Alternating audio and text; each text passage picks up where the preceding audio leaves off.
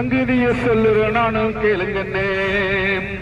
தாராயத்தை தேடி போக மனுஷனே ஒரு சங்கதிய சொல்லுற நானும் கேளுங்கண்ணே.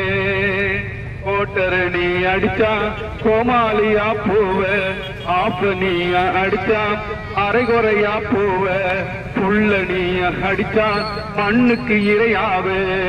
தாராயத்தை தேடி போக மனுஷனே ஒரு சங்கதிய சொல்லுற நானும் கேளுங்கண்ணே. தேவனுக்கு பிரியமானவர்களே, இந்த உலகத்தில் அநேக ஜனங்கள் தன்னை கெடுத்துக் கொள்கிறார்கள், தன்னுடைய சரீரத்தை கெடுத்துக் கொள்கிறார்கள்.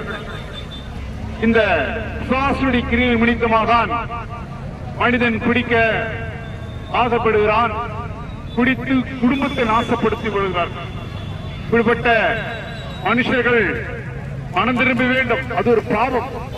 அந்த பாவத்தின் பிடியிலிருந்து நீங்கள் விடுவிக்கப்பட வேண்டும் என்று சொன்னால் இயேசு உங்களிடத்தில் வரும்பொழுது, இயேசு கிறிஸ்து உங்களுக்கு அந்த ஜீவனை தரும் பொழுது பெரிய காரியங்களை தேவன் செய்கிறவராய்.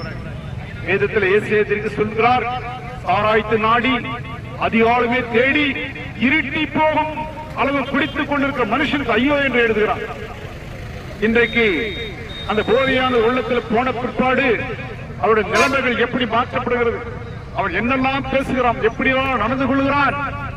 தேவனுக்கு பிரியமானவர்களே, உன் குடும்பம் உனக்கு இருக்கு, அந்த குடும்பத்தை நோக்கிப்பார், அந்த குடும்பத்தினுடைய மனைவி நோக்கிப்பார், பிள்ளைகளை நோக்கிப்பார். அவர்களுக்கு யார் ஆறுதல்? நீதான் ஆறுதல். உனக்கு ஆறுதல் தருகிற ஒரே தேவன் கர்த்தராகிய இயேசு. நீ இப்படியாக தவறான பாதையில் போகும்போது இயேசுவை நினை, ஆண்டவரே இது உமது ரத்தமாக நினைக்கிறேன் என்று நீ சொல்லும் பொழுது அவர் ரத்தம் சகல பாவங்களை நீக்கும். 1 யோவான் 1ஆம் அதிகாரம் 7ஆம் வசனம், அவருடைய குமாரனாகிய இயேசு சத்தம் சகல பாவம் நீக்கி நம்மை சுத்திகரிக்கும். எந்த நிலைமையில் இருந்தாலும் 1 யோவான் 9 பிரகாரம் நாம் நம்முடைய பாவங்களை அறிக்கிட்டால் பாவங்களை நமக்கு மன்னித்து எல்லா அநியாயத்தை நீக்கி நம்மை சுத்திகரிப்பதற்கு அவர் உண்மையும் அவர் நீதி உள்ளவராக இருக்கிறார்.